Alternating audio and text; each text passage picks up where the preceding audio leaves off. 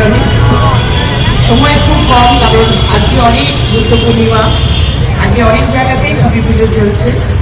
তাই জন্য খুঁটি পুজো হয়ে যাওয়া মানেই জানবেন যে পুজোটা শুরু হয়ে গেল, ঢাকে কাঠি পড়ে গেল, তার মানে আস্তে আস্তে পুজোটা এবার রূপ পেতে শুরু করবে। প্যান্ডেল হবে, প্রতিমা হবে, থিম হবে, সব কিছু হবে। মানুষের আনাগোনা, ব্যস্ততা, সংযোজিত হওয়া সব কিছু নির্ভর করবে এই পুজোকে ঘিরে। সব পেশার মানুষ এই পুজোতে ঘিরে থাকে। সারা বাংলার সমস্ত পেশা, সব ধর্মের মানুষ মিলেই পুজো করি আমরা। আমরা মনে করি সব ধর্মকেই আমরা সম্মান জানাই, সম্মান করি, শ্রদ্ধা করি। কিন্তু উৎসব যখন হয়, দুর্গোৎসব আমাদের সব থেকে বড় উৎসব বাংলার, সেই উৎসব মানে আমাদের সকলের, সব ধর্মের মানুষের উৎসব। তাই আমি সকলকে ধন্যবাদ জানাচ্ছি।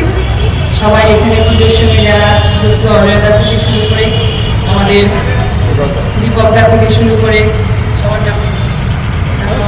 তারা সকলেই এখানে, মহিলারা অনেকেই আছেন, সুমিত্রাদি আছেন, একজনে অমিত্রী আসলে আমার খুব পরিচিত সহকর্মী, আত্মীয়, এবং সবাই মিলে আপনারা এখানে সকলে যারা উপস্থিত হয়েছেন তাদের প্রত্যেককে আমি পুজোর অভিনন্দন জানালাম, নতুন বছর অক্ষয় তৃতীয়ার শুভেচ্ছা জানালাম।